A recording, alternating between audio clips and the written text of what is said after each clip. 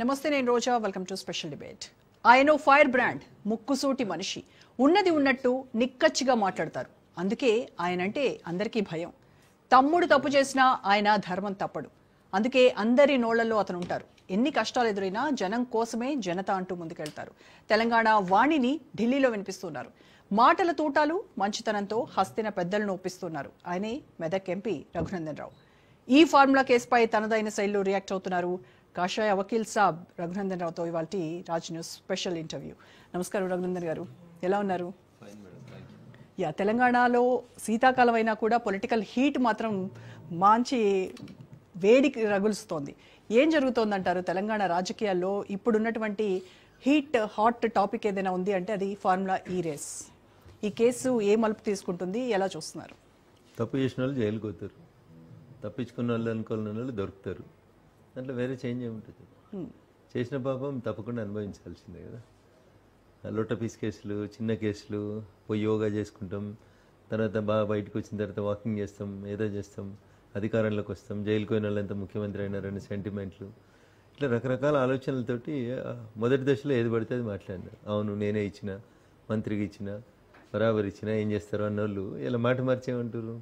మా ఎంబడి వకీళ్ళని ఏంటి, మాకు పోలీసుల మీద విశ్వాసం లేదు, భయం వేస్తుంది, ఇట్లాంటి మాటలు ఎందుకు వస్తూ ఉన్నాయి? అంటే చేసిన తప్పు వాళ్ళకి తెలుసు అది యాక్చువల్గా తప్పు అనేది.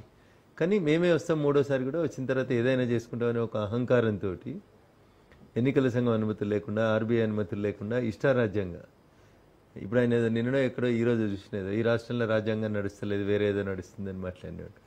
మరి వాళ్ళ అధికారంలో ఉన్నప్పుడు వాళ్ళు కూడా అట్లే చేశారు, కల్వకుంట్ల రాజ్యాంగాన్ని నడిపించారు.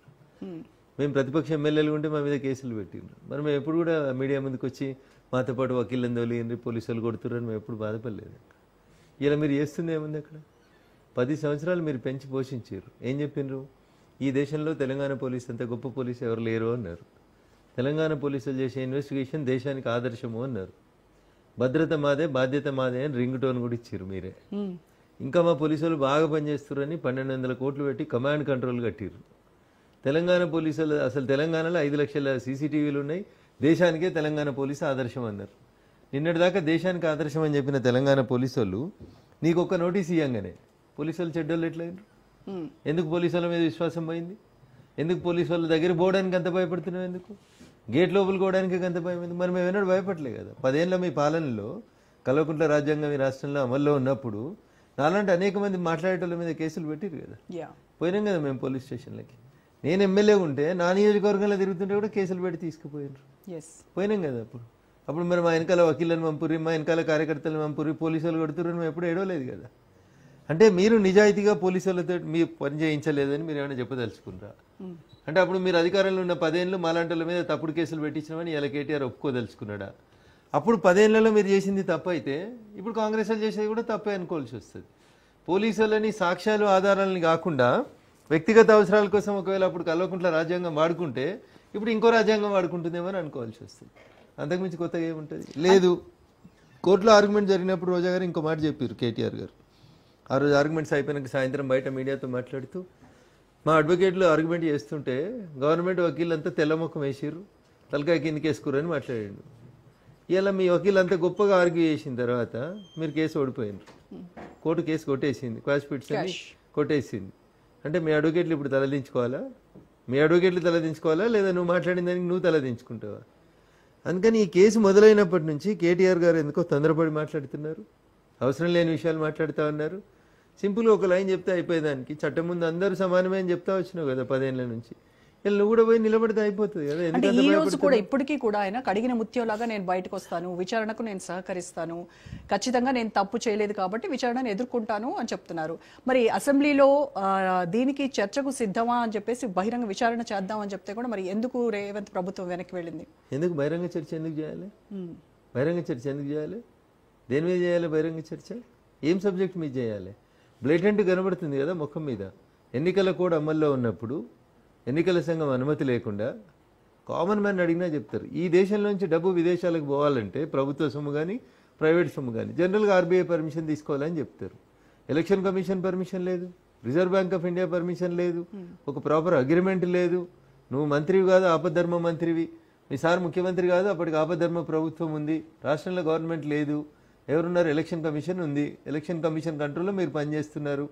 సరే నాలాంటి వాడు తక్కువ చదువుకున్నాడు, నువ్వు అంటే అమెరికాలో చదువుకొని వచ్చినావు కదా, చట్టం తెలవాలి కదా నీకు. డబ్బులు వేరే దేశాలకు పంపేటప్పుడు అట్లీస్ట్ ఆ మాత్రం మినిమం ఆలోచించాలి కదా. ఎట్లా ట్రాన్స్ఫర్ చేస్తావు? ఎంత మా అంటే 50 కోట్లు ఏదో మాట్లాడుతున్నారు. ₹1 అయినా తప్పే.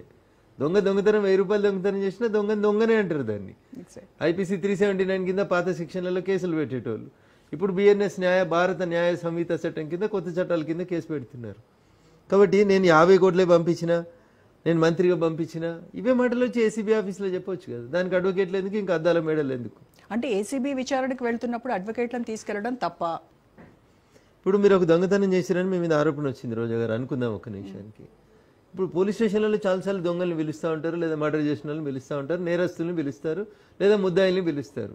పిలిచినప్పుడు నేను అడ్వకేట్లను తోలుకొని వస్తాను, మీ ఆర్గ్యుమెంట్ ఏంది నాకు అర్థం కాలేదు. అంటే ప్రతి దొంగ, ప్రతి మర్డర్ చేసినాడు, ప్రతి ఇంకో కేసు చేసినాడు అందరూ కూడా అడ్వకేట్లను తీసుకొని వస్తే ఇక పోలీసు వాళ్ళు ఏం చేయాలి మరి? ఇంతకుముందు అట్లే చేసిరా మరి? రఘునందన్ రావుని అరెస్ట్ చేసినప్పుడు అడ్వకేట్లను తెచ్చుకోమని చెప్పిరా? అడ్వకేట్ కదా, ఇంకా వేరే వాళ్ళని ఎవరైనా అరెస్ట్ చేసినప్పుడు అడ్వకేట్లను తీసుకుపోయేందుకు అవకాశం ఇచ్చిండ్రా? ఇవన్నీ డ్రామా కంపెనీ వేసాలు, డొల్లతనాలు అన్నట్టు. ఎందుకు అడ్వకేట్ ఎందుకు? నువ్వు బాగా చదువుకున్నావు కదన్న, అమెరికాలో చదువుకుంటే మస్తు సర్టిఫికెట్లు ఉండే, లక్షల జీతాలలో పనిచేస్తేవి, ఇంగ్లీష్ మస్తు మాట్లాడుతావు అవుతుంది.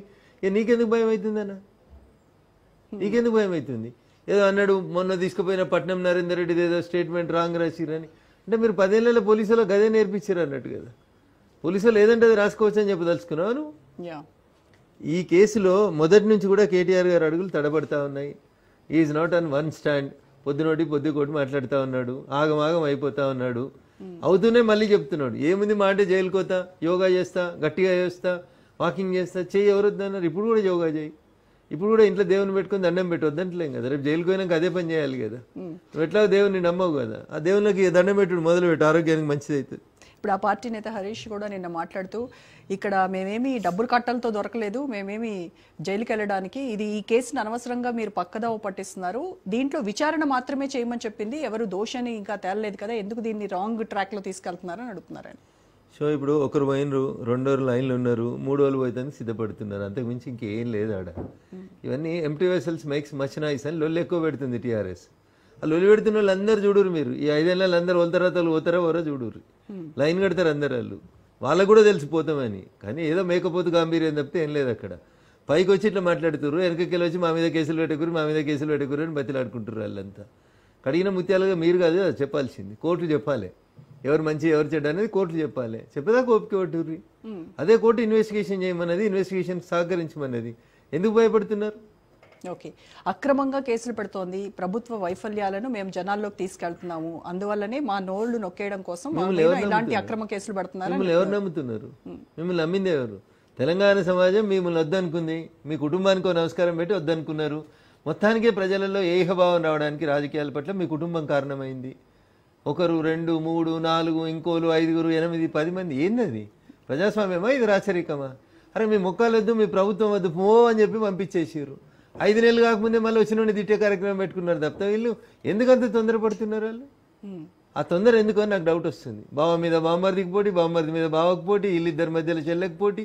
ఇవేం పంచాయతీలు? ఇవన్నీ పిచ్చి పంచాయతీలు కాకపోతే వీళ్ళు ఉన్నదేంది? ప్రజలు వాళ్ళ కోట్లేసిర్రు, మా కోటేసిర్రు, కేంద్రంలో 5 ఏళ్ళు ఉండమన్నారు. ఓపిక ఉండొచ్చు కదా, తెల్లారి నుంచే మొదలు పెట్టిర్రేంది? వీళ్ళకేమన్నా ఉందా?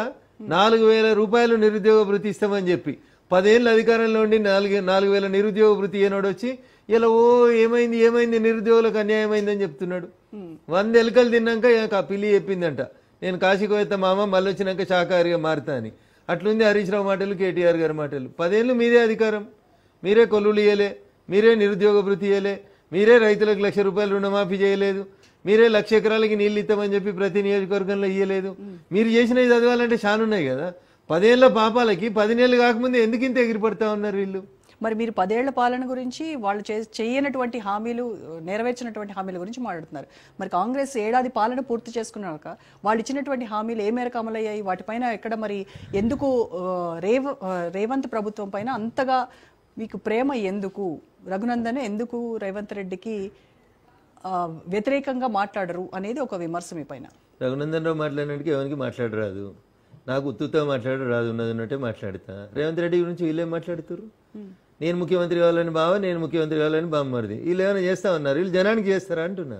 నీకు లోకల్ స్టాండ్ ఎక్కడదని అడుగుతున్నా. అసలు నీకు ఏమైనా ఉందా అంటున్నా. అన్నం తినేటోడైతే ఎవడు మాట్లాడొద్దు అంటున్నా. 10 ఏళ్ళు మీరు చేసిన పాపాలకి ప్రజలు బండకేసి కొట్టిరు మిమ్మల్ని. ఇంకెందుకు మాట్లాడుతున్నారు మీరు? అసలు మీకు నైతిక హక్కు ఎక్కడిది? ఏదో మేమే వస్తాం, మళ్ళీ మేమే వస్తాం, కాంగ్రెస్ చేసిన పాపాలకి మేమే వస్తాం. నేను ఒకటి చెప్పదలుచుకున్నాను, మేము తొందరపడదలుచుకోలేదు. వాళ్ళు 10 సంవత్సరాల్లో ఎంత పాపాన్ని అయితే మూటగట్టుకున్నారో వీళ్ళు ఏడాదిలో ఎంత పాపాన్ని మూటగట్టుకున్నారు. నేను ఇప్పుడే రేవంత్ రెడ్డిని తిడతలేడు, రేవంత్ రెడ్డి రఘునందన్ రావు ములాఖతు, ఇంతకుముందు అట్లే మాట్లాడుతుండ్రి. కాంగ్రెస్ వాళ్ళు మాట్లాడతారు అప్పుడు రఘునందన్ రావు కేసీఆర్ ములాఖతు. నేను ఒకటి చెప్పదలుచుకున్నా రోజా గారు మీ ద్వారా, నాకు ఎవరితోటి ములాఖతు కావాల్సిన అవసరం లేదు. ఎవడైనా ఒకటే, నాకు బండ కొట్టాలనుకున్నప్పుడు కేసీఆర్నైనా కొట్టినాం, హరీష్ రావునైనా కొట్టినాం, కేటీఆర్నైనా కొడతాం, రేపు సమయం వచ్చినప్పుడు రేవంత్ రెడ్డిని అయినా కొడతాం. పెద్దగానే వీళ్ళు వాళ్ళంతే పెద్దోళ్ళు అయింది మాకంటే, మా పార్టీ కంటే.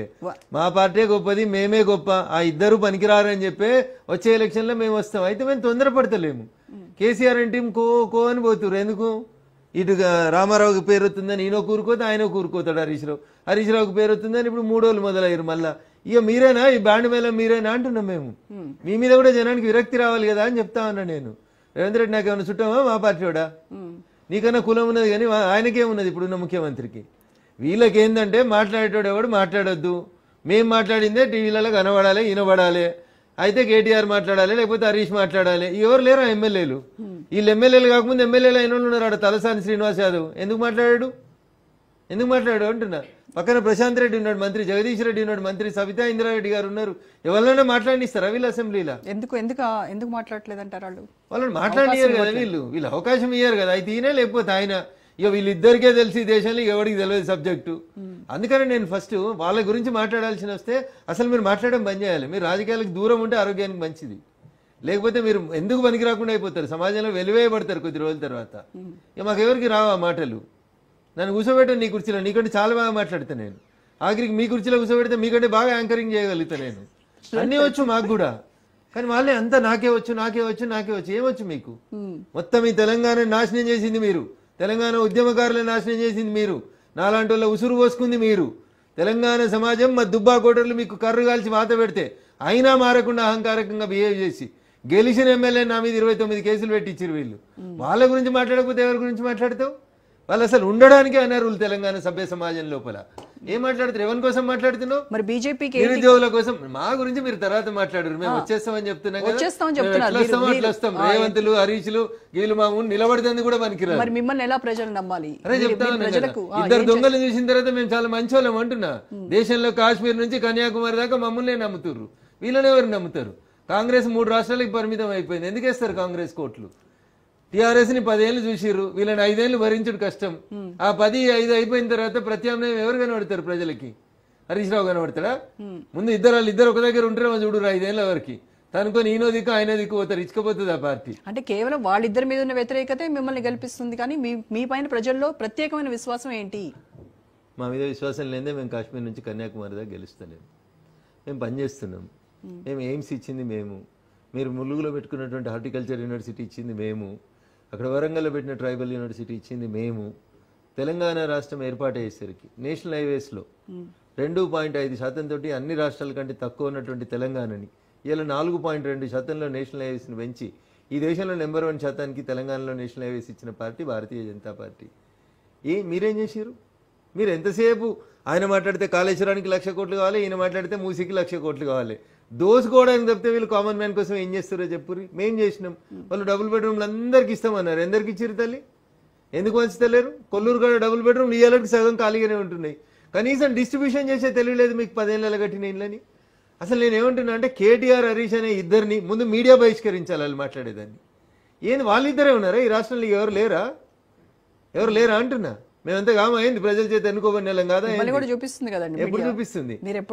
నేను అదే అడుగుతా ఉన్నా. సమాజంలో ప్రజలకి కూడా నేను ఒకటి చెప్పదలుచుకున్నాను. ఏంది కేటీఆర్ ఏం చేసిండు? వాళ్ళ నాన్న పేరు పక్క జరుపు, సిరిసిల్లకి వెళ్ళి పక్క జరుపురు. ఏముంటుంది ఆయనకి? ఎవరు హరీష్ రావుకి సిద్దిపేటకి ఏం సంబంధం? ఎవరు వీళ్ళంతా అంటున్నా. 10 ఏళ్ళు లిటరల్గా దోసుకున్నారు తెలంగాణని. నాలాంటి వాళ్ళ రక్తాన్ని పీల్చుకొని తిన్నారు. 100 మంది తెలంగాణ ఉద్యమకారులు తెచ్చిన తెలంగాణలో వీళ్ళిద్దరే మిగిలినరా అంటున్నా. నా కోపం హరీష్ మీదనో కేటీఆర్ మీదనో వ్యక్తిగతంగా కాదు. మేము కదా పునాదులం, మేము కదా రాళ్ళు మోసినాం తెలంగాణ ఉద్యమంలోకి. మమ్మల్ని చంపి మీరు ఎదుగుతా అంటే అసలు మీరు ఎందుకు ఉండాలి అంటున్నా. చరిత్ర మిమ్మల్ని క్షమించదు, మీరు ఉండడానికే వీలేదనేది మా ఆర్గ్యుమెంట్. ఇప్పుడు కేసీఆర్ బయటికి రాకుండా కేవలం కేటీఆర్, హరీష్ అండ్ కవిత వీళ్ళు ముగ్గురు చాలు, అసలు నేను అక్కర్లే రేవంత్ని ఎదుర్కోవడానికి, వీళ్ళు నా వారసులు సరిపోతారు అన్నట్టుగా ఆయన బిహేవియర్ కానీ ఆయన చేస్తున్నటువంటి స్ట్రాటజీ కానీ. ఆయన అట్లా మాట్లాడిందని నేను అనుకోను. అవన్నీ వీళ్ళే తొందరపాటు. వీళ్ళంతా వీళ్ళకి బాగా ఆవేశం ఎక్కువ, అతి ఎక్కువ, అందుకనే అనుభవిస్తారు వీళ్ళంతా. నేను మళ్ళీ చెప్తా ఉన్నా, ఐఎమ్ నాట్ కర్సింగ్ దెమ్, వాస్తవాలే చెప్తా ఉన్నా. ఒకరు అయిపోయారు, రెండో వికెట్ పోతుంది, మూడో వికెట్ కూడా పోతుంది, ఏం బాధపడకురు మీరు. It will take time, but he will also go beyond the bars. ఏం ఎగురుతున్నారు, ఎందుకు ఎగురుతున్నారు మీరు? ఓ నిర్మాణాత్మకమైన ప్రతిపక్షమైన బాధ్యత లేదు. రఘునందన్ రావు 2 మంచి మాటలు మాట్లాడిండు. చెరువులు కుంటలు కబ్జా ఎక్కుర్రు అంటే మీరు అమ్ముకున్న చెరువుల కుంటలు మీకు నొప్పి అవుతుంది. రఘునందన్ రావు రేవంత్ రెడ్డికి సపోర్ట్ చేస్తుండని సోషల్ మీడియాలో భజన చేసుకుంటా ఉన్నారు. నేను మాట్లాడినంత నిక్కచ్చిగా మీకు దేని మీద మాట్లాడే తెలివి ఉంటే నాతో కూర్చోర్రి. మీరు రేవంత్కి ఎప్పుడు మద్దతు ఇస్తారు, మీరు రేవంత్ తోటి ఏం మాట్లాడుకుంటారు, ఏం ములాఖతులు అవుతారో నేను సందర్భం వచ్చినప్పుడు నేను మాట్లాడతా. నేను అట్లా అమ్ముడు పోయేటోన్ని అయితే ఇలాగ ఇట్లా ఉండకనే పోతుంటే నేను ఇన్ని కష్టాలు, ఇన్ని ఇబ్బందులు నాకు ఉండకపోతుంటుండే. See we are for the public, Bharatiya Janata Party for is the people, అంత్యోదయ కాన్సెప్ట్ తోటి పనిచేస్తా ఉన్నాం. మేము చెర్లపల్లికి టెర్మినల్ కట్టిస్తే దానికి రోడ్ వేసేందుకు పాత ప్రభుత్వం ఒప్పుకోలేదు, ఇప్పుడున్న ప్రభుత్వం ఒప్పుకోలేదు. మేము 500 కోట్లు పెట్టి టెర్మినల్ కట్టొచ్చు, వాళ్ళు 10 కోట్లు పెట్టి రోడ్ వేయమంటే ఏరాళ్ళు. ఇది వాళ్ళ తనం, వాళ్ళ గొప్పతనం. మీరు ఏదో అంటారు వాళ్ళిద్దరి మీద వ్యతిరేకత మిమ్మల్ని గెలిపిస్తుందా అని. మేము చేసే పనులే మమ్మల్ని గెలిపిస్తాయి. ఈ 10 ఏళ్లలో మేము చేసినటువంటి పనులు, ఈ రాష్ట్రానికి ఇచ్చినటువంటి నిధులు, ఇంతకుముందు రోడ్లు ఎట్లుండే ఇప్పుడు ఎట్లుండే ఒకసారి చూడండి. అన్ని రాష్ట్రాలు మారినట్టు తెలంగాణ మారింది. తెలంగాణకు మేము చాలా చేసినాం. మరి కేంద్రం నుంచి మీరు రాష్ట్రానికి కావాల్సిన నిధులన్నీ తీసుకొస్తూ ఉంటే మరి ఎందుకు రేవంత్ రెడ్డి పదే పదే తెలంగాణ నుంచి 8 మంది ఎంపీలను ప్రజలు గెలిపించి పార్లమెంట్కి పంపిస్తే ఏం చేస్తున్నారు వాళ్ళు? కాంగ్రెస్ ప్రభుత్వం మీద పడి అడవడం తప్ప ఏం చేయట్లేదు అని అంటున్నారు కదా. సో వినాశకాలే విపరీత బుద్ధి అని ఒక తెలుగులో నానుడి చెప్తారు. ఆఖరికి నువ్వు రేపు ఇస్తా అని చెప్తున్న రైతు భరోసా పైసలు 10,000 కోట్లు కూడా మనం మేమిచ్చినాం కదా నీకు అప్పు. మేము వద్దంటే నీకు అప్పు వచ్చేదా? నాకు చెప్పమన్నారు అంతే. ఊకే లొలిపెట్టకమన్నారు. అట్లా లొలిపెట్టి అలపోయారు, ఇట్లా లొలిపెడితే వీళ్ళు కూడా పోతారు. వీళ్ళు అసలే శుతిలేని సంసారం వీళ్ళది. ఈ శుతిలేని సంసారాన్ని నడుపుడే ఎక్కువ. నీకు నేను చెప్పిన కదా, ఏడాదిలో నీకు 10 ఏళ్లలో వాళ్ళకి ఎంత పాపం కట్టుకున్నావు, నువ్వు ఏడాదిలో అంత పాపం కట్టుకున్నావు. మళ్ళీ బీజేపీ గురించి, నరేంద్ర మోడీ గారి గురించి మాట్లాడితే వాళ్ళకంటే దారుణమైన పరిస్థితి నీకు వస్తుంది. నేను మళ్ళీ చెప్తా ఉన్నా, ఇప్పుడు నువ్వు జనవరిలో ఏదో ఇత్తాని పొంకనాలు కొడుతున్నటువంటి రైతు భరోసాకు పైసలు మళ్ళీ నువ్వు టీజీఐఏసీ భూముల్ని కుదబెడితే కేంద్రం గ్యారంటీ ఇస్తే నీకు అది లోన్ వచ్చింది 10,000 కోట్లు. మేము వద్దనుకుంటే లోన్ ఎట్లా వస్తుంది? నిజంగా తెలంగాణ బీజేపీ ఎంపీలు వద్దనుకొని 8 మందిని కలిసిపోయి ఉత్తరం ఇచ్చి ప్రధానమంత్రి గారికో, ఆర్థిక మంత్రి గారికో ఆపురు సార్ ఏప్రిల్ దాకా అని మేము ఆపితే జనవరిలో నువ్వు రైతు భరోసా ఎడికెళ్ళిస్తావు రేవంత్? మాకు తెలుసు కదా ఎప్పుడు మాట్లాడాలి, ఎప్పుడు మాట్లాడకూడదు. రఘునందన్ రేవంత్ ఒకటి, అంతకుముందు ఏం చెప్పుదురు, కేసీఆర్ రఘునందన్ ఒకటే కులం. ఈ దప్ప మీకేం రాదా ఏంది? రఘునందన్ పనిచేసేది ప్రజల కోసం కదా, చూపెట్టుర్రి. రఘునందన్ మాట్లాడేది తెలంగాణ కోసం. 1980లో ఇందిరమ్మ గెలిచినప్పుడు రైల్వే లైన్ ఎత్తా అని అది సర్వే చేపించి అవతల పడిపోయింది. మళ్ళీ ఏళ్ళదా కనవాళ్ళే 45 ఏళ్ళు అయింది, ఏం చెప్తున్నావు రైల్వే మంత్రి అని పార్లమెంట్లో లేచి నిలబడి అడిగిన. తెలంగాణ రైల్వే ప్రాజెక్టుల కోసం నేను అడిగిన. నిజామాబాద్, ఆర్మూర్ నుంచి మొదలుకుంటే ఆదిలాబాద్ దాకా రైల్వే ప్రాజెక్టులు ఎందుకు వస్తలేవని అడిగినాం. వీళ్ళేనా అడిగిరా వీళ్ళ సూరత్కి? వాళ్ళకి ఎంతసేపు వాళ్ళ వ్యాపారాలు, టీవీలు పెట్టుకుందామా, పేపర్లు పెట్టుకుందామా, మంది కొంపలు ఎట్లా ముంచుదామా తప్ప they are not for the public. నేను కోపంతో చెప్తాను, ఇది వాస్తవం, ప్రజలకు అర్థం కావాలి కాబట్టి చెప్తున్నా. ఆ కుటుంబాన్ని రాజకీయాల నుంచి బహిష్కరించాలి, బేసికల్గా ప్రజలు బహిష్కరించాలని నేను విజ్ఞప్తి చేస్తా ఉన్నా. సిరిసిల్లకు సంబంధం లేనోడు కేటీఆర్, సిద్దిపేటకు సంబంధం లేనోడు హరీష్, వీళ్ళు వచ్చి మా మీద పెత్తనం చేసినండి. పుట్టింది మేము, పెరిగింది మేము, మాది ఊరు, పక్క రోడ్ వచ్చి మా మీద పెత్తనం చేస్తే మేమే ఊరుకుంటాం. మొన్నటిదాకా మీరు చెప్పింది కదే కదా, పక్క రాష్ట్రం వాళ్ళు వచ్చి పెత్తనం చేస్తున్నాడు, పక్క జిల్లాలో వచ్చి మా మీద చేసినండి. So they are not fit for anything. నేను మళ్ళీ అదే చెప్తా ఉన్నా. కేటీఆర్ మీద కేసు అయితే హరీష్ రావు మాట్లాడండి, ఎవరు లేడా టీఆర్ఎస్ పార్టీలో? ఎందుకు అంటున్నా, మీడియా అంత ఇంపార్టెన్స్ ఇచ్చినందుకు ఆ పార్టీ కూడా అంతగానో ఇంపార్టెన్స్ ఇచ్చినందుకు. ఒక్కొక్కరు వీళ్ళకంటే ఎక్కువ సార్లు గెలిచిన వాళ్ళు ఉన్నారు, ఎక్కువ సార్లు మంత్రి పదవి చేసిన వాళ్ళు. వాళ్ళు చేసుకున్న గోతిలో వాళ్ళే పడతారు, వాళ్ళే నాశనం అయిపోతారు, వాళ్ళే అనుకుంటారు. వాళ్ళిద్దరు కలిసి ఉండరు, బావమరిద్దరు ఇద్దరు ఈ 3 ఏళ్ళు కలిసి ఉండరు, 3 ఏళ్ళు కలిసి ఉండరు. They are not going to travel together. మీరు ఆశ పెట్టుకోరు. ఇలా చెప్పిపోతున్నా ఏదో నేను రాజనీతి రఘునందన్ గారు జ్యోతిష్యం చెప్తున్నారు, వాస్తవాలు చెప్తాం. చంద్రశేఖరరావు పోతాడని దుబ్బాకలు గెలిచిన తర్వాత చెప్పినాం. అప్పుడు కళ్ళు నెత్తి మీదకి దిగలేదు వాళ్ళకి అర్థం కాలేదు. దుబ్బాక అనేది వాళ్ళకి ఒక ప్రీ ఫైనల్ లాంటిది. అప్పుడు వాళ్ళు ప్రజలు వాళ్ళ సొంతూరులో అలా కర్రు కలిసి వాత పెట్టినప్పుడు అర్థం కాలేదు. రఘునందన్ దుబ్బాకల ఎలక్షన్లో ఓడగొట్టేందుకు పోలీసు వాళ్ళని పెట్టి 10 కేసులు పెట్టి ఇంటికి 2,000 పెట్టి దుబ్బాకలు నన్ను ఓడగొట్టి వచ్చి బాగా గెలిచినా అని ఎగిరిండు. భూమి గుండ్రంగా ఉంటుంది. 6 నెలలు కాకముందు ఏమైంది? సిద్దిపేటలో నీ మెజార్టీ 1 వెయ్యికి వచ్చింది. అది అర్థం చేసుకోవాలి. గట్ల జనం బాగా తెలియకలు మీ ఇద్దరి కంటే, బావమరుదుల కంటే. కాబట్టి వాళ్ళు మాట్లాడేటువంటి మాటలను ప్రజలు విశ్వసించారు. వాళ్ళకి పైసలు ఉన్నాయి. ఒక ఆయన అమెరికాకి వెళ్ళి నడిపించుకుంటాడు యూట్యూబ్ ఛానల్, ఇంకొక ఆయన కెనడాకి వెళ్ళి నడిపించుకుంటాడు, బాబా అమెరికాకి వెళ్ళి కెనడాకి వెళ్ళి నడిపించుకుంటూ ఈయన ఇండియాకి వెళ్ళి నడిపించుకుంటాడు. ఇంతకు మించి ఆయన ఏదో చెప్పింది కదా 30 మెడికల్ కాలేజీలు పెట్టేవాళ్ళు 30 యూట్యూబ్లు పెట్టాలని. ఇప్పుడు వాళ్ళు చేస్తుంది అవే యూట్యూబ్లలో ప్రచారం తప్ప వాళ్ళకి జనంలో విశ్వాసం లేదు, వాళ్ళని జనం విశ్వసించరు. విశ్వసనీయత కోల్పోయినటువంటి నాయకులు ఇద్దరు బావబామ్మరుదులు. నా sincere advice to both of them, because I worked with them for 12 years కాబట్టి మీరిద్దరు ఒక 5 ఏళ్ళు నోరు మూసుకొని వేరే నాయకులను మాట్లాడిపిస్తే ప్రజలు ఏమైనా మిమ్మల్ని మీ పార్టీని ఏమైనా 1-2 సీట్లు ఇస్తారేమో, లేకపోతే మీరు అడ్రస్ లేకుండా అవుతారు. ఇప్పుడు వాళ్ళిద్దరు కలిసి ట్రావెల్ చేయరని చెప్తున్నారు కదా, ఎట్టి పరిస్థితుల్లో చేయరు. ఏ విషయాల మధ్య వాళ్ళకి అంటే ఇద్దరికి ఒకటే ఉంది కదా గోల్, ముఖ్యమంత్రి కావాలని. కాబట్టి ఒకరిని చంపి ఇంకోటి బతకాలని కోరుకుంటారు. ఇద్దరు ముఖ్యమంత్రులు అయితే కాలేరు కదా, కాబట్టి అది పంచాయతీ అన్నట్టు వాళ్ళు ఇద్దరి మధ్య. ఏదో రేవంత్ రెడ్డి రేపు దిగిపోతుండు వీళ్ళు ఎల్లుండి అవుతారు అన్నట్టు ఫీల్ అవుతారు వాళ్ళు గట్ల. కానీ మేమున్నామనేది వాళ్ళకి అర్థమవుతలేదు. తప్పకుండా ప్రజలు మా వైపే ఉంటారు, ఆ దిశగా మా అడుగులు ఉంటాయి. మేము ప్రజల కోసమే ఉంటాం, అంత్యోదయ కోసమే ఉంటాం. Poorest of the poor will be served by only Bharatiya Janata Party, none other than Bharatiya Janata Party. ఇప్పుడు నరేంద్ర మోడీ గారు పోయి ఆంధ్రప్రదేశ్లో 2 లక్షల కోట్ల ప్రాజెక్టులకు శంకుస్థాపన చేసి వచ్చారు. ఏం చేయాలన్నా మేమే చేయాలి, గుర్తుంచుకోండి. ఏ జరగాలన్నా మా ద్వారానే జరగాలి. వీళ్ళంతా వాళ్ళ కమిషన్ల కోసం, వాళ్ళ అంగు ఆర్బాటాల కోసం తప్ప they are not fit for anything. ప్రజలు కొంచెం ఆలస్యంగా అర్థమైంది. ఇప్పుడు మీరేమో కాంగ్రెస్ ప్రభుత్వ వైఫల్యాలు అంటున్నారు, రేవంత్ రెడ్డి సరిగ్గా పనిచేయట్లేదని చెప్తున్నారు. కానీ అక్కడ ఏపీలో ఎన్డీఏ కూటమిలో భాగస్వాములైనటువంటి పవన్ కళ్యాణ్ మరి ఇక్కడ డైనమిక్ సీఎం రేవంత్ రెడ్డి అని ఆయన కితాబ్ ఇచ్చారు. ఇప్పుడు వ్యక్తుల వ్యక్తిగత అభిప్రాయాల కోసం మాట్లాడుకోవడం అనేది మనం తగ్గించుకోవాలి. తెలుగు మీడియాకి నాదొక విజ్ఞప్తి. మీ చేతికున్న 5 ఏళ్ళే ఒక రకంగా లేవు. 3 పార్టీలు కలిసిన అక్కడ ముగ్గురు మాట ఒకటి రకంగా ఎందుకుంటుంది? ఇప్పుడు మీరు కారు కొనాలనుకుంటే మీ ఇంట్లో ఉన్న వాళ్ళు ఇంకో కారు అంటారు, ఒక కారు అంటారు, రకరకాలైనటువంటి సిద్ధాంతాలు ఉంటాయి కదా పార్టీకి. అది పార్టీ సిద్ధాంతం కోసం మాట్లాడలేదు కదా. నాకు పవన్ కళ్యాణ్ గారు హీరోగా నచ్చుతారు, చిరంజీవి హీరోగా నచ్చుతారు, ఇంకొకరు నచ్చారు. What does it mean? In what way it is connected with politics? ఆయన అభిప్రాయం ఆయన చెప్పుకున్నారు, తప్పేముంది అందులో? కానీ మీ పార్టీ వాళ్ళు మరి ఇక్కడ మీరు పోరాటం ఆయన మా పార్టీ కాదు కదా, కానీ మీ భాగస్వామి కదా. అయితే ఏముంది, భాగస్వామి పక్షాలకి మేము చెప్పింది sit and sit, stand and stand ఉండదు కదా. We are travelling together, policy matters లోపల కలిసి పనిచేస్తా ఉన్నాం. భారతీయ జనతా పార్టీ కాంగ్రెస్ బద్ధ శత్రువులు, మీకు తెలుసు కదా. మేము ఎప్పుడు కాంగ్రెస్ ని పొగడలేము, కాంగ్రెస్ ని మాట్లాడలేము. కాంగ్రెస్ గురించి వాళ్ళ దగ్గర ఏముందని మాట్లాడడానికి? మాట్లాడాలంటే ఎమర్జెన్సీ, మాట్లాడాలంటే అంబేద్కర్ అవమానం, మాట్లాడాలంటే రాజ్యాంగ సవరణలు, మాట్లాడాలంటే ముఖ్యమంత్రులను దించడం, మాట్లాడాలంటే ఎన్ని అరాచకాలు ఉన్నాయో దేశంలో అన్నిటి గురించి మాట్లాడాలి. అట్లాంటి కాంగ్రెస్ తో బీజేపీ ఎట్లా కలిసి ఉంటుంది? అట్లాంటి కాంగ్రెస్ పార్టీకి చెందిన రేవంత్ గురించి రఘునందన్ మంచిగా ఎందుకు మాట్లాడతాడు? ఇంత దుర్మార్గంగా మాట్లాడితే ఏముంటుంది? అంటే ఏం చెప్పదలుచుకున్నారు వాళ్ళకి? ఈ రాష్ట్రంలో వాళ్ళకంటే బాగా మాట్లాడగలిగేటోడు ఎవడన్నా అంటే వాళ్ళ భయం రఘునందన్. అందుకని రఘునందన్ మీద బురద చల్లాలి. రఘునందన్ రావు, రేవంత్ రెడ్డి ఒకటి. నిన్న దాకా రఘునందన్ రావు టీఆర్ఎస్ ఒకటి, ఇలా రఘునందన్ రావు, రేవంత్ రెడ్డి ఒకటి.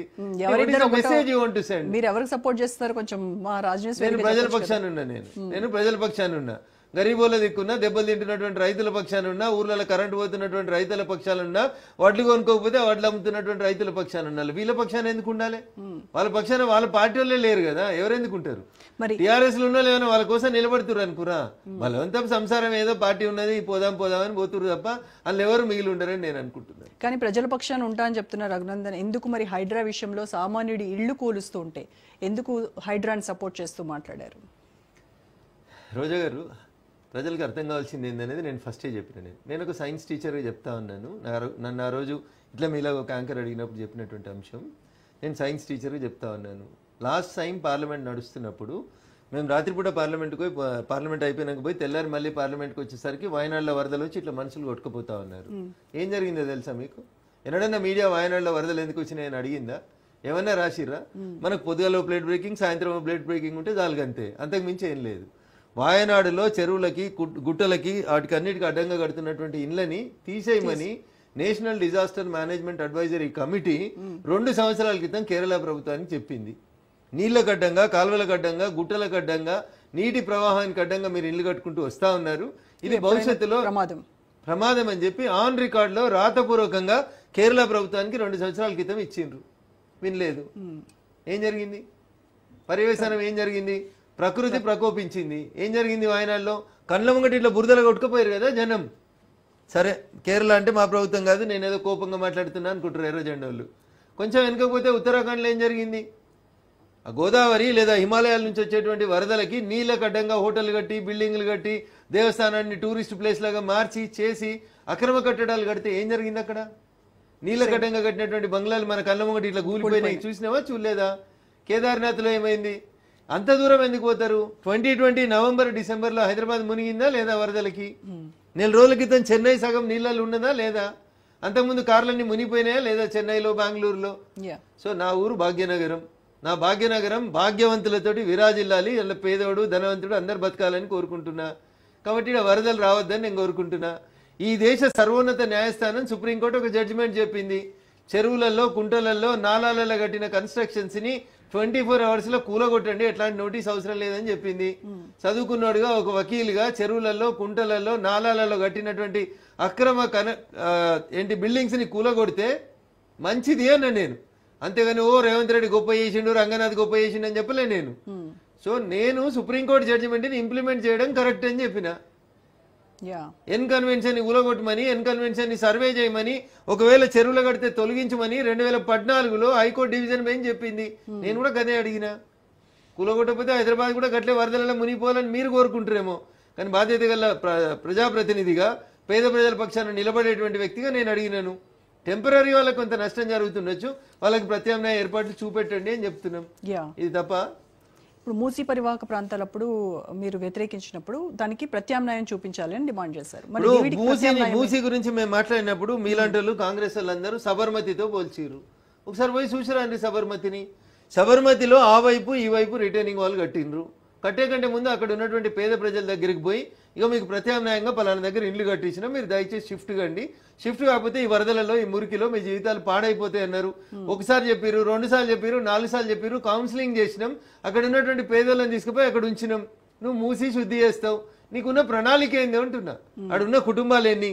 కేసీఆర్ వాళ్ళు నోటీసులు ఇవ్వలేదా? టీఆర్ఎస్ ప్రభుత్వం నోటీసులు ఇవ్వలేదా? వాళ్ళకి లేదు, సో వీళ్ళకి లేదు. ఉన్న కుటుంబాలు ఎన్ని? ఈ కుటుంబాలు తీసుకుపోయి ఎక్కడ పెడదాం? వీళ్ళు మళ్ళీ రేపు హైదరాబాద్లో వచ్చి వ్యాపారం చేసుకొని బతకాలంటే వీళ్ళకి మనం ప్రత్యామ్నాయంగా ఏం చూపెడుతున్నాం? ఏమైనా ఒక ఆలోచన ఉందా రాష్ట్ర ప్రభుత్వం దగ్గర? ఏం లేకుండా గుడ్డెద్దు చేనులో పడ్డట్టు నువ్వు ఖాళీ చేయాలని పొద్దుగానే బుల్డోజర్లు పట్టుకొని పోతే బరాబరి అపోజ్ చేస్తాం. పేదోడికి అన్యాయం చేస్తామనంటే మేము వ్యతిరేకంగా నిలబడతాం. మూసీ సుందరీకరణకు మేము వ్యతిరేకం కాదు, మూసీలు ఉన్న ఇల్లీగల్ కట్టడాలు తొలగిస్తామంటే మేము వ్యతిరేకం కాదు. కానీ ముందు పేదోళ్ళకి ఒక ఆశ్రయాన్ని, షెల్టర్ ఇచ్చిన తర్వాత కూలగొట్టమని చెప్తున్నాం. హైడ్రా విషయంలో కూడా అంతే. ఇప్పుడు హైడ్రా విషయంలో అందరికీ ఒకటే న్యాయం జరగట్లేదు కదా, కొందరికి. అందుకనే వివేదించినాం కదా మేము.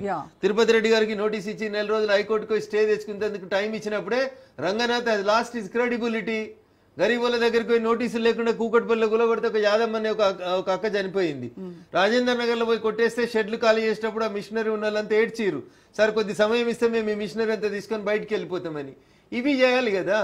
మరి అదే అట్లే తిరుపతి రెడ్డికి కూడా అట్లే కొట్టాల్సి ఉండే. ఒక నిజంగా రేవంత్ రెడ్డికి, కాంగ్రెస్ పార్టీకి, రంగనాథ్కి చిత్తశుద్ధి ఉంటే తిరుపతి రెడ్డి గారికి నోటీస్ ఎందుకు ఇచ్చారు? అట్లే పేదోళ్ళకు కూడా నోటీస్ ఇస్తే వాళ్ళు కూడా కోర్టుకు పోయేటోళ్ళు. సో అక్కడ we are differing with Hydraa. Ranganath గారితో మేము డిఫర్ అవుతుంది అక్కడే.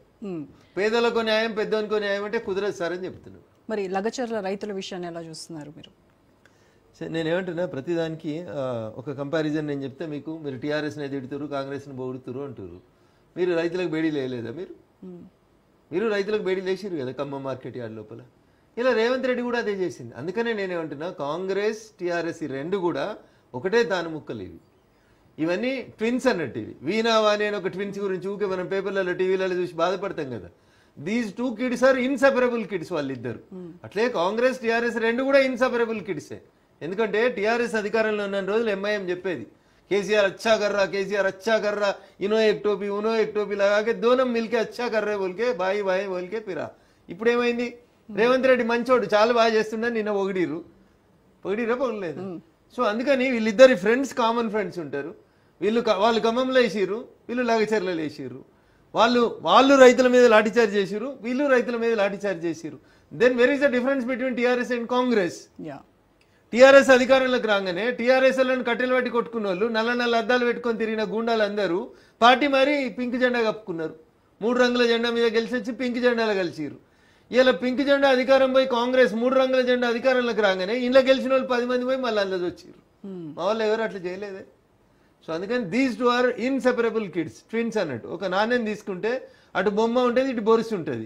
అట్లా కాంగ్రెస్ ఒక దిక్కు, టీఆర్ఎస్ ఒక దిక్కు. ఇక వేరే వాళ్ళు ఎవరు రావద్దు, మేమే ఉండాలని నాటకం చేస్తారు. ఆ నాటకాన్ని మేము తీవ్రంగా ఎండగడతా ఉన్నాం. దాంట్లో మాకు రేవంత్ రెడ్డికి ఎంత దూరం ఉంటామో, కేటీఆర్ కి అంతే దూరం, కేటీఆర్ కి ఎంత దూరం ఉంటామో, హరీష్ రావు కూడా అంతే దూరం ఉంటాం. ఎమ్మెల్యేలు పార్టీ ఎవరైతే ఫిరాయించారో ఆ పార్టీ ఫిరాయించిన ఎమ్మెల్యేల పైన అనర్హత వేటు వేయాలి అని కేటీఆర్ చెప్తున్నారు. మరి ఇది ఎంతవరకు సమర్థనీయం? మీరు దీనికి సపోర్ట్ చేస్తారా? అందుకనే బాగా కోపం వస్తుంటది రోజా గారు ఇట్లాంటి ప్రశ్నలు వింటే. అన్నం తింటురా మీరు? గడ్డి తింటురా? పశువులా మనుషులరా మీరు? I'm sorry to use such type of words. Cycle గుర్తు మీద గెలిచిన ఆయన తీసుకొచ్చి మీ నాయన క్యాబినెట్లో పెట్టుకొని మంత్రి పదవి ఇచ్చిండు. ఆ రోజు ఎడమైంది నీ తెలివి? ఏం చేసినావు ఆ రోజు? నాయన ఇది తప్పని ఎందుకు రిజైన్ చేసిపోలే క్యాబినెట్లోకి వెళ్ళి? మీరు చేస్తే మంచి, పక్కన ఉన్నాడు చేస్తే ఇంకోటా? మనం చేస్తే రాజకీయం, వేరే వాళ్ళు చేస్తే ఇంకోటా? ఆ రోజు ఎటుపోయినాయి మీ తెలివితేటలు? 88 మంది ఎమ్మెల్యేలు ఇచ్చారు కదా రెండోసారి మీకు ప్రజలు. ఎందుకు తీసుకురు అప్పుడు మీరు? ఆఖరికి సిపిఐని చంపుతారు, సిపిఎం చంపుతారు, బీఎస్పీని చంపుతారు, పార్టీలే మింగేస్తారు, తెలుగుదేశాన్ని మింగేస్తారు, కాంగ్రెస్ ఎల్పీని మింగుతారు. ఆ రోజు వీళ్ళంతా ఎటువైరు తల్లి? మాట్లాడాక వీళ్ళకి ఎక్కడుంది?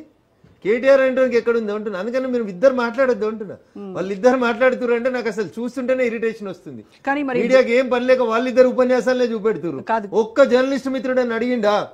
సికింద్రాబాద్ లో గెలిచిన లేదా సనత్ నగర్ లో గెలిచిన తలసాని శ్రీనివాస్ యాదవ్ సైకిల్ గుర్తు మీద గెలిచిన ఆయన తీసుకొచ్చి ఎట్లా మంత్రిని చేసారు మీరు అని ఎందుకు మాట్లాడుతున్నావు కేటీఆర్? అసలు ఈయన ప్రెస్ మీట్ బాయ్కాట్ చేయరని ఎందుకు చెప్పారు మీరు? అసలు అన్నం తింటుండే గడ్డి తింటుండే ఎందుకు అడిగారు జర్నలిస్ట్ మిత్రులు? ఎటుపోయింది జర్నలిజం? బీజేపీని మీరు ఆదర్శంగా తీసుకుంటున్నారా అని కూడా అడుగుతున్నారు కదా. బీజేపీని ఆదర్శంగా తీసుకుంటారు. ఎమ్మెల్యేలు పార్టీ ఫిరాయింపుల గురించి మిగతా రాష్ట్రాల్లో ప్రభుత్వాలు పడగొట్టేసి మరి చేస్తున్నారు అని చెప్పి ఏడవడగొట్టినామంటున్నా. నీ పల్లెంలో రాయి తీసుకొని లేక చేతగానోడు పక్క రాష్ట్రాల గురించి ఎందుకు? నువ్వు 10 ఏళ్ళు ఏం చేసినావో చెప్పు అంటున్నా. నువ్వు ఆదర్శంగా నిలబడితే నా గురించి మాట్లాడే హక్కు ఉంటుంది. నా గురించి 1 ఏళ్ళు చూపెడుతుంటే నీ గురించి 4 ఏళ్ళు చూపెడతా ఉన్నాయి. అసలు నువ్వు ఫిరాయింపుల గురించి మాట్లాడే నైతిక హక్కు టీఆర్ఎస్ పార్టీకి ఉందా? ఫిరాయింపులు మొదలుపెట్టింది మీరు, టెలిఫోన్ ట్యాపింగ్ చేసింది మీరు, దేశంలో ఎన్ని అరాచకాలు చేయాలో అన్ని అరాచకాలు చేసిన పార్టీ టీఆర్ఎస్ పార్టీ. అందుకని ఇప్పుడు మూల్యం చెల్లించాలి. ఇంకా ఓకే, అదాని విషయంలో ఎందుకు మరి బీజేపీ ముందుకు రావట్లేదు? కవిత కూడా ట్వీట్ చేశారు, మీరు చూసే ఉంటారు. ఆడబిడ్డకో న్యాయం, అదానికో న్యాయం అని. లిక్కర్ స్కామ్ కేసులో నన్నైతే అరెస్ట్ చేశారు. మీలాంటి రిపోర్టర్లు 4 పక్కన పెట్టుకొని పైసలు ఇచ్చి వాళ్ళు రాసితే ఇల్లు ట్వీట్లు చేస్తే కుదరదు. ఏం న్యాయం ఉంది అదానికి? మీ నాయన చెల్లె కవిత మీ నాయన ముఖ్యమంత్రిగా అదానిని తోలుకొచ్చి ప్రగతి భవన్లో కూర్చొని పువ్వ తిన్నాడు. మీరు అందరు ఫోటోలు దిగిరు, మా దగ్గర ఫోటోలు కూడా ఉన్నాయి. ఏం చేసినా మరి ఆ రోజు ఎందుకు నాయన ఈ అదాని అంటే మంచోడు కాదు, మన ఇంటికి ఎందుకు రానిస్తాను నాయన అని చెప్పలే? మీ అన్నపోయి దావస్లో కూర్చొని దావతులు చేసుకున్నాడు ఆయనతోటి, అదానితోటి. ఆ రోజు అదాని చెడ్డోడని యాదికి రాలే? ఆ రోజు వ్యాపార పెట్టుబడుల కోసమేమో దావోస్లో సంతకాలు పెడతారు. ఈ రేవంత్ రెడ్డో ఈయన కూడా పోయి దావోస్లో దావతులు చేసుకొని సంతకాలు పెడతాడు. ఢిల్లీ కాంగ్రెస్ కేమో అదాని చెడ్డ, గల్లీ కాంగ్రెస్ కేమో అదాని మంచిగా ఉంటుంది. కేటీఆర్ గారు, కేసీఆర్ గారు వీళ్ళంతా చెప్పమని నాకు, నేను ఇస్తా ఫోటోలు మీకు. ప్రగతి భవన్లో ఆదానికి స్వాగతం పలికి డైనింగ్ టేబుల్ మీద భోజనం పెట్టలే చెల్లె కవిత? అడుగురు ఒకసారి. మస్తు ట్వీట్లు చేస్తారు. వాళ్ళు ఏమనుకుంటారంటే జనం మమ్మల్ని మర్చిపోతారు, మేమే చాలా గొప్ప కొట్లాడుతున్నాం అని అనుకుంటారు. జనం చాలా జనానికి ఎప్పుడు ఎవరికి ఎట్లా బుద్ధి చెప్పాలో బాగా తెలుసు, అందుకనే బుద్ధి చెప్తారు జనం వాళ్ళకి. బీజేపీ స్టాండ్ ఏంటి అదాని విషయంలో? అదాని వ్యాపారం చేసుకుంటున్నాడు. ఆయన విషయంలో మా స్టాండ్ ఏముంటుంది? తప్పు చేస్తే పోలీసు వాళ్ళు వస్తారు, ఎఫ్ఐఆర్ చేస్తారు. తప్పు చేస్తే సెబీ వస్తుంది, ఇన్వెస్టిగేషన్ చేస్తుంది. పార్టీగా మాకు ఉండాల్సిన స్టాండ్ ఏముంటుంది? పార్టీగా మాకు సంస్థలతో పంచాయతీ ఏముంటుంది?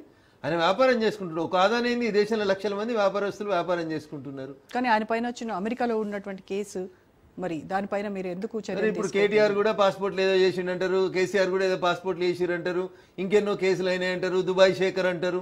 మరి అవన్నిటికీ దుబాయ్లో కేసు ఇన్వెస్టిగేషన్ అయితే ఇండియాలో ఏం చేస్తారు? దుబాయ్కో కాన్స్టిట్యూషన్ ఉంటుంది, ఇండియాకో కాన్స్టిట్యూషన్ ఉంటుంది, అమెరికాకో కాన్స్టిట్యూషన్ ఉంటుంది. ఏ దేశానికి ఆ దేశానికి చట్టాలు ఉంటాయి. ఆ దేశాలు విచారించుకొని మేము ఏమైనా వద్దని చెప్తున్నామా? ఇది విజయ్ మాల్యా ఇడికెళ్ళి వారిపోయిండు. ఇంగ్లాండ్లో ఆయన మీద కేసులు అవుతున్నాయి, కోర్టు ట్రయల్ చేస్తుంది. వద్దొద్దు విజయ్ మాల్యా భారతీయుడు కాబట్టి కేసులు చేయకూరని చెప్తున్నావా? ఇవన్నీ చేతగాని ముచ్చట్లు. ఇవన్నీ అందరికీ అదాని పైసలు కావాలి, అదాని పెట్టే కంపెనీలు కావాలి, అదానితో బొమ్మలు దిగాలి, అవసరం లేనప్పుడు ఎత్తేసేయాలి. అంతకుమించి ఏముంది? నువ్వు అదానిని ఎందుకు రానిచ్చినావు తెలంగాణకని అడుగుతున్నా. ప్రగతి భవన్లో భోజనం ఎందుకు పెట్టావు అంటున్నా. మీరు వద్దంటే ప్రగతి భవన్కి అదాని ఎట్లా వస్తాడు అంటున్నా. ఏం లావాదేవీలు ఉన్నాయి? అదానికి ఏం న్యాయం ఉంటుందో ఆడబిడ్డకు కూడా అదే న్యాయం ఉంటుంది. తొందర ఎందుకు పడుతుంది ఆడబిడ్డ? బీజేపీ అధ్యక్ష పదవి కోసం చాలా మంది పోటీలో ఉన్నారు, రేస్లో చాలా మంది ఉన్నారు. రఘునందన్ గారి పేరు కూడా వినిపిస్తూ ఉంది. సో బీసీని బీజేపీ అధ్యక్షుడిగా చేయాలనేటువంటి ఆలోచనలో పెద్దలు ఉన్నారని తెలుస్తోంది. మరి ఈటెల రాజేందర్ పేరు ఆ రకంగా చూస్తే ఆయనే ముందు వరుసలో ఉన్నారు. మీరు ఆయన సమర్థిస్తారా? మీరు రేస్లో ఉన్నారా? ఈ రెండింటికి క్లారిఫికేషన్. ఇప్పుడు పెద్దల మనసులో బీసీ అని ఉంది అనే అభిప్రాయం మీకు తెలిసినప్పుడు ఇంకా నేను మాట్లాడాల్సిందే ఉంటుంది. ఆ పెద్దల మనసులో ప్రెసిడెంట్ ఎవరు చేయాలని ఉందో కూడా మీకే తెలిసి ఉండాలి. ఇంకా దాంట్లో ఏముంటుంది చెప్పు. భారతీయ జనతా పార్టీ ఒక క్రమశిక్షణ కలిగిన కార్యకర్తగా పార్టీ ఎవరికి అధ్యక్ష పదవి ఇచ్చినా అధ్యక్ష నాయకత్వంలో పనిచేస్తాం. నేను పార్టీలోకి వచ్చినప్పుడు కిషన్ రెడ్డి గారు అధ్యక్షులు, తర్వాత లక్ష్మణ్ గారు అధ్యక్షులు, తర్వాత బండి సంజయ్ గారు అధ్యక్షులు. ఇప్పుడు కిషన్ రెడ్డి గారు అధ్యక్షతన మేము పనిచేస్తా ఉన్నాం. అధ్యక్ష పదవి అయితే ఖాళీ లేదు. పార్టీ ఒకవేళ మార్చాలనుకుంటే పార్టీ పెద్దల నిర్ణయం మేరకి వారు ఒక అభిప్రాయానికి వచ్చి చెప్తే వారి అభిప్రాయాన్ని మేము గౌరవిస్తాం. పార్టీ అధ్యక్షుడు ఎవరున్నా, నేనున్నా, మీరున్నా, ఇంకొకరున్నా, ఎవరు వచ్చినా పార్టీ నిర్ణయానికి కట్టుబడి పనిచేస్తాం. మా పార్టీ అధ్యక్ష బేసిడ్గా పనిచేసేటువంటి పార్టీ. బీజేపీలో నేతల మధ్య అంతర్గత పోరు, ఈ రెండు పార్టీలు అదే ఒక పార్టీలో రెండు వర్గాలుగా నడుస్తోంది వ్యవహారాన్ని. ఇదంతా పెయిడ్ ఆర్టికల్స్ రాసేటువంటి జర్నలిస్ట్ మిత్రులు సృష్టిస్తున్నటువంటి కుట్ర. ప్రతి పార్టీలో కూడా అభిప్రాయ భేదాలు ఉంటాయి. రేవంత్ రెడ్డి లేస్తే గుర్చెత్తుకుపోదాన్ని ఉత్తమ్ కుమార్ రెడ్డి చూస్తలేడా, బట్టి విక్రమార్క చూస్తలేడా? అది కనబడేది జర్నలిస్టులకి. ఇప్పుడు వాళ్ళు అధికారంలో ఉన్నారు కాబట్టి వాళ్ళు పచ్చగా కనబడతారు. మేము ప్రతిపక్షంలో ఉన్నాం కాబట్టి వాళ్ళు చెప్తే మీరు మా మీద రాళ్ళేస్తా ఉంటారు. వాళ్ళున్నా అడుగుతాం. ఏ రాజకీయ పార్టీలోనైనా అభిప్రాయ భేదాలు లేకుండా ఎమ్మెల్యేలు అందరూ ఉంటారా? ఈ బీఆర్ఎస్ లో యూటీబీటీ అనేది ఉంది కదా. అధికారంలో ఉన్నా అధికారంలో లేకున్నా రాజకీయ పార్టీలో లేదా ఇద్దరు వ్యక్తుల మధ్యలో అభిప్రాయ భేదాలు ఉండయా? ఖచ్చితంగా ఉంటాయి. మీరు ఒకటి అంటారు, నేను ఒకటి అంటాను. దాన్ని అభిప్రాయ భేదం కింద కన్సిడర్ చేయొద్దు. డిస్కషన్ జరుగుతున్నప్పుడు within the four walls మధ్యలో మీ అభిప్రాయం మీరు చెప్తారు, నా అభిప్రాయం నేను చెప్తాను. అల్టిమేట్గా పార్టీ అధ్యక్షుడు ప్రకటించిన నిర్ణయాన్ని అందరం గౌరవిస్తాం. దాంట్లో గ్రూపులు ఎక్కడ ఉంటాయి? ఇంకా మాట్లాడమే తప్పు, ఇదే డిక్టేటర్షిప్ నోరు మూసుకొని కూర్చోవడం అంటూ ఉండదు కదా. ఒక సమస్య వచ్చింది, ఇప్పుడు మీరు అన్నారు హైడ్రానే అన్నారు, మూసీ అన్నారు, మీ అభిప్రాయం మీరు చెప్తారు, నా అభిప్రాయం నేను చెప్తాను. అట్లా అందరూ అభిప్రాయం విన్న తర్వాత మా పార్టీ రాష్ట్ర అధ్యక్షుడు ఒక నిర్ణయం తీసుకుంటారు. అది it is binding on all of us. మేమందరం దాన్నే ఒబే చేస్తాం కదా. బయట మళ్ళీ ఇక్కడ వేరే అభిప్రాయం ఎందుకు మాట్లాడతాం? నేను విభేదిస్తున్నా, నేను వ్యతిరేకిస్తున్నాను మేము ఎప్పుడు మాట్లాడలేదు కదా. ఎవరు మాట్లాడరు మా పార్టీలో. అది మా పార్టీ సిస్టమ్ కాదు కూడా. We are all in one line, we are all travelling with one line only. మా అధ్యక్షులు వారు ఏం చెప్తే అదే లైన్లో పనిచేస్తామండి. ఓకే, ఈ రాజకీయ పార్టీల మధ్య విమర్శలు ప్రతి విమర్శలు అనేవి సర్వసాధారణం. కానీ ఇవి ఇంకా కొంచెం ముందుకెళ్ళి దాడులు, పార్టీ ఆఫీసులు, వ్యక్తిగతంగా దాడులు, ఈ మొత్తం జరుగుతున్నటువంటి దీనిపైన మీ కామెంట్ ఏంటి? సో భౌతిక దాడులు అనేవి ఏ సమస్యకు పరిష్కారం చూపలేవు తల్లి. ప్రపంచంలోనే అది పాలస్తీనా ఇజ్రాయెల్ పంచాయతీ అయితే కూడా అక్రాస్ ద టేబుల్ కూర్చొని మాట్లాడుకోవాలని చెప్పారు. జమ్మూ కాశ్మీర్లో కూడా అదే సమస్య చెప్పారు. ఆఖరికి నక్సలైట్తో కూడా టేబుల్ పక్కనే కూర్చొని మాట్లాడుకోవాలని చెప్పినాం. వినప్పుడు ఎరాడికేషన్ చేయడం అనేది ప్రభుత్వ బాధ్యత, చేసుకుంటూ పోతూనే ఉంటారు. సో నేను వ్యక్తిగతంగా భౌతిక దాడులకి, ఒకరి మీద ఒకరు దాడి చేసుకోవడం కానీ, ఒక ఆఫీస్ మీద ఇంకొకరు దాడి చేసుకోవడం అనే సిద్ధాంతానికి నేను వ్యక్తిగతంగా వ్యతిరేకం. దాన్ని ఎవరైనా కవ్వింపు చర్యలుగా తీసుకున్నప్పుడు, ఒక యాక్షన్ జరిగినప్పుడు రియాక్షన్ జరగకుండా ఉంటుందని నేను అనుకోను. ఇప్పుడు ఇక్కడ చర్చ జరుగుతుంది, ఎవరో వచ్చి మిమ్మల్ని నన్ను కొట్టినారనుకోరు, రియాక్షన్ లేకుండా ఎట్లుంటుంది? తప్పకుండా రియాక్షన్ ఉంటుంది. For every action there is an equal and opposite reaction. మీరు వచ్చి ముందు మా ఆఫీస్ మీద దాడి చేసి కవ్వింపు చర్యలకు పాల్పడి ఒక బీజేపీలు కూడా వచ్చి మా ఆఫీస్ మీద దాడి చేసిరంటే దాడి కంటే ముందు మీ నేత చేసినటువంటి వ్యాఖ్యలు కదా, దానికి యాక్షన్ కదా, అది యాక్షన్, ఇది రియాక్షన్. వారు విత్డ్రా చేసుకున్నారు కదా, వారు విత్డ్రా చేసుకున్నారు, నా వల్ల పొరపాటు జరిగింది అనకూడదు అనమాట అన్నానని చెప్పి ఈ అపలైజ్డ్ కదా. ఇంకా అంతకంటే ఎక్కువ ఉంటుంది. క్షమాపణ కోరిన తర్వాత ఇంకా అంతకంటే ఎక్కువ దాన్ని ఇష్యూని పెద్ద చేయడం తప్పితే ఏముంటుంది? మీరు చెప్పండి, పొరపాటున మాట తూలినా అని చెప్పి వారు విత్డ్రా చేసుకున్నారు, చెప్పినారు, వారికి సారీ చెప్పినారు, అయిపోయింది. There ends the issue.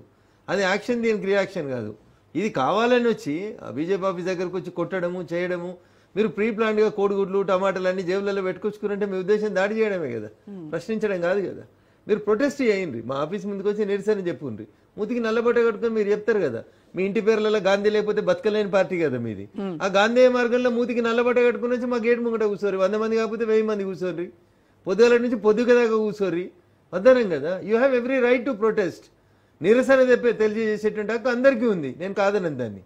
కానీ మీరు జేబులలో కోడిగుడ్లు, టమాటాలు పెట్టుకొని వచ్చిర్రు, రాళ్ళు పెట్టుకొని వచ్చిరంటేనే మీ ఉద్దేశం ఏంది? దాడి చేద్దామని వచ్చారు. మీరు ఏం చెప్తారు? మేము గాంధీ మార్గంలో నడుస్తాం, ఇక భారత రాజ్యాంగాన్ని ఫాలో అవుతాం. భారత రాజ్యాంగం టమాటాలు గుడ్లు తీసుకుపోయి పక్క పార్టీ వాళ్ళ ఆఫీసులో పోయి కొట్టమని చెప్పిందా?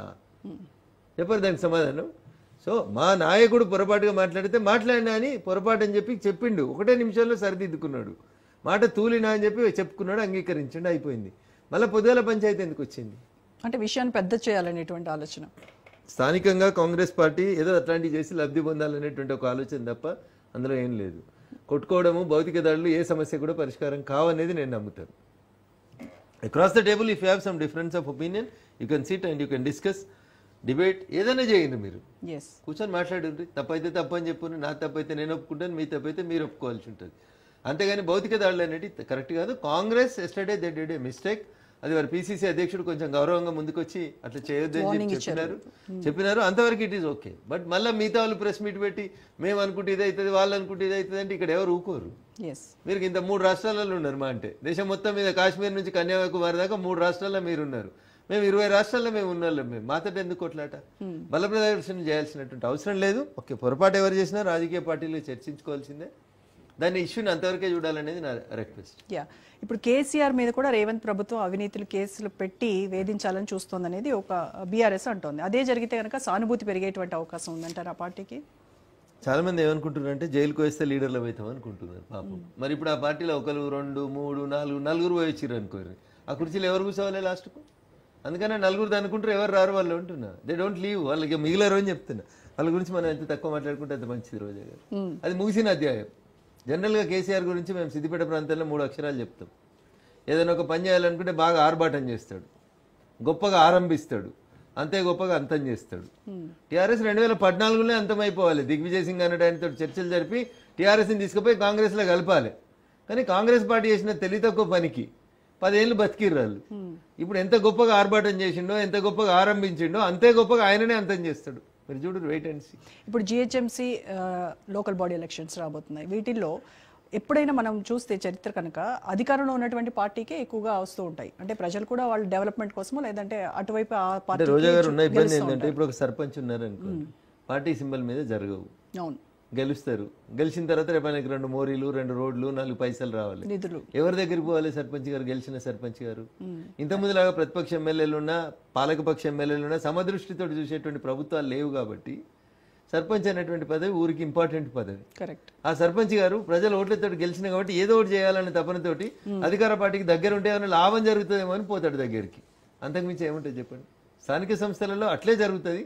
కానీ బలంగా ప్రతిపక్షం కూడా ఎదుగుతా ఉంది. దాంట్లో వరి కావాల్సినటువంటి అవసరం. ఓకే, మీ మెయిన్ ఎజెండా ఏంటి స్థానిక సంస్థలకి? సో మా ఎజెండా మొదటి నుంచి కూడా ఒకటే తల్లి, అంత్యోదయనే. పేదోడికి న్యాయం జరగాలి. ఇప్పుడు ఇందిరమ్మ కమిటీలను పెట్టుకొని నువ్వు గరీబులకి ఇవ్వకుండా కాంగ్రెస్ వాళ్ళకి ఇల్లు ఇస్తే మేము అపోజ్ చేస్తాం.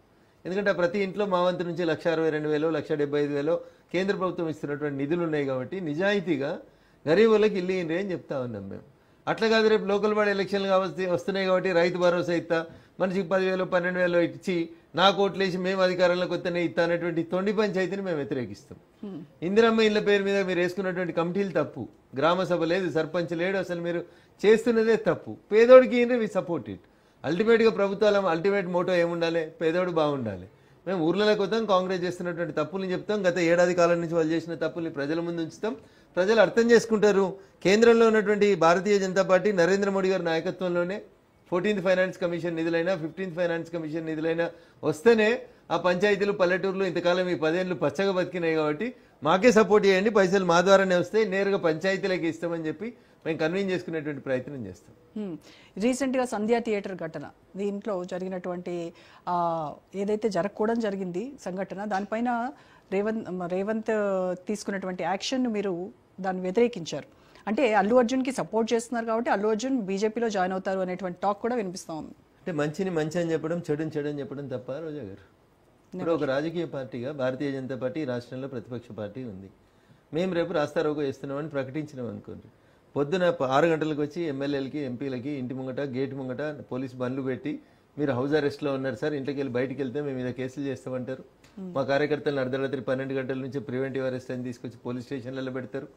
ఒక రాజకీయ పార్టీ, ప్రతి ఊర్లో సైన్యాన్ని కలిగినటువంటి పార్టీని ఆపగలిగే నెట్వర్క్ ఉన్న పోలీసులు ఒక హీరోకి, my question is straight, you should also answer, journalist friends also should think about it. రాజకీయ పార్టీలలో మేము రోడ్ల మీకు వస్తామంటే 5 గంటలకే వచ్చి మమ్మల్ని ప్రివెంటివ్ అరెస్ట్ చేస్తుంది.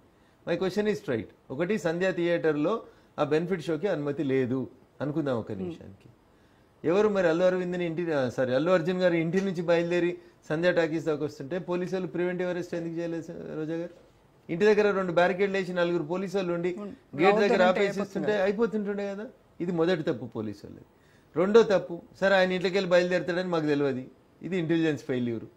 మూడో తప్పు, ఆయన గేట్ కాడికి వచ్చిండు. ఆయన గేట్ కాడికి వచ్చేసరికి గేట్ బయట వేలాది మంది అభిమానులు ఉన్నారు. గేట్ అప్పటికి తాళం వేసింది లోపల నుంచి. ఆ గేట్ తాళం తీసి గేట్ లోపలికి గేట్లు ఓపెన్ చేస్తున్నప్పుడు యూనిఫామ్ వేసుకున్న పోలీసు వాళ్ళు ఉన్నారు. ఎందుకు గేట్ తాళం తీసారు? అనుమతి లేకపోతే సంధ్యా టాకీస్లకి ఆ రోజు హీరో గారికి అనుమతి లేదని ఇప్పుడు సిపి గారో సివి ఆనంద్ గారో ఎవరో చెప్తున్నారు కదా. గేట్లు ఎందుకు ఓపెన్ చేసి రోజా గారు?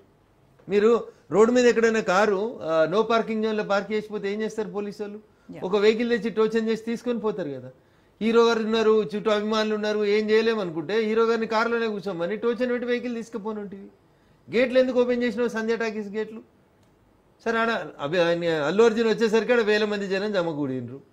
మరి 5 లక్షల సీసీటీవీలతోటి ప్రపంచానికి ఆదర్శమైన తెలంగాణ పోలీసు వాళ్ళకి సంధ్య టాకీస్ దగ్గర బాగా 1000 మంది జమ అవుతుర్రు.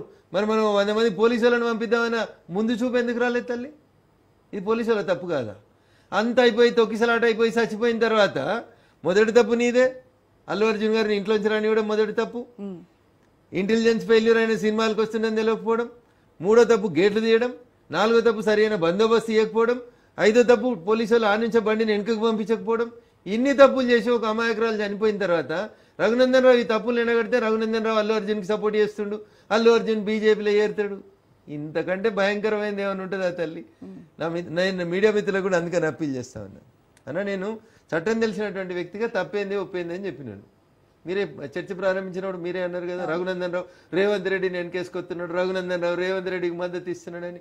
మరి అల్లు అర్జున్ కేసులో రఘునందన్ రావు తిట్టిండు కదా, పోలీసు వాళ్ళని తిట్టిండు, రేవంత్ రెడ్డిని తిట్టిండు. అసెంబ్లీలో 20 నిమిషాలు మాట్లాడిండు కదా రేవంత్ రెడ్డి గారు.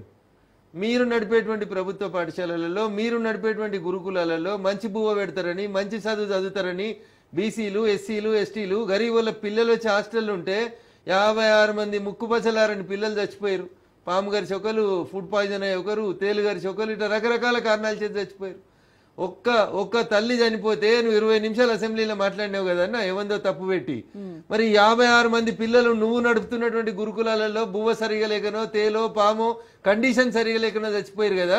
ఈ 56 మంది కూడా మనిషికి 25 లక్షలు ఇచ్చే మనసు నీకు ఎందుకు లేదు? కోమటిరెడ్డి గారు అని అడిగింది రఘునందన్. ఎవరు అడగలేదు తల్లి. హరీష్ రావు గారు అడగలే, కేటీఆర్ గారు అడగలేదు. ఎందుకంటే వాళ్ళు ములాఖతే కాబట్టి. వాళ్ళు నడిపినప్పుడు గురుకులాలు గట్లే ఉన్నాయి, ఇప్పుడు వీళ్ళు నడిపితే కూడా గట్లే ఉన్నాయి కాబట్టి వాళ్ళు అడగారు ఇట్లాంటివి.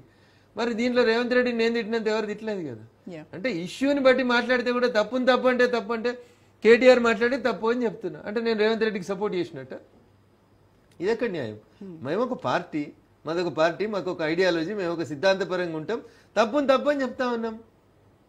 కేటీఆర్ మీద ఎవరైనా ఏం చేయకుండా అమాయకంగా తీసుకుపోయి అరెస్ట్ చేస్తురా? కేటీఆర్కి అన్ని అవకాశాలు ఇచ్చారు, కోర్టుకు పోయేందుకు అవకాశాలు ఇచ్చారు, ఆర్గ్యుమెంట్కి అవకాశం ఇచ్చారు.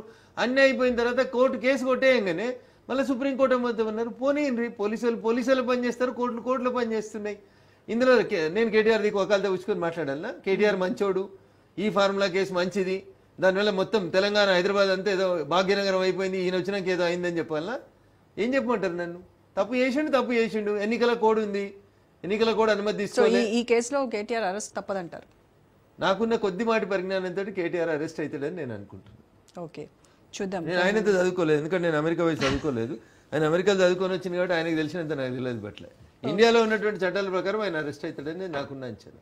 రైట్ అండి, thank you so much Raghunandan గారు. ఇది రఘునందన్ గారితో special interview. Stay tune to